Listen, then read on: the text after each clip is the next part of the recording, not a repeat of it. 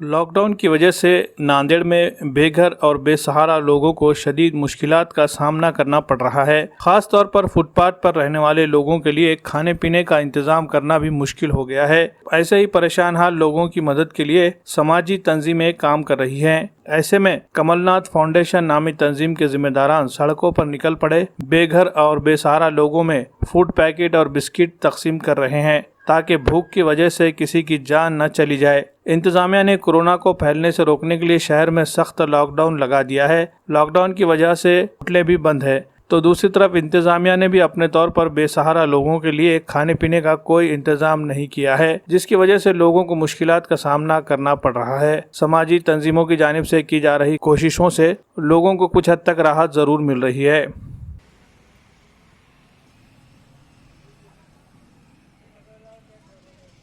मी अमित पेटकर आणि कमल फाउंडेशन यांच्या संयुक्त विद्यमानाने गेली 2 ते दिवस झालं लॉकडाऊन असलेल्या काळामुळं गरिबांना अन्न वाटपाचा आम्ही नांदेडमध्ये योजत आहोत।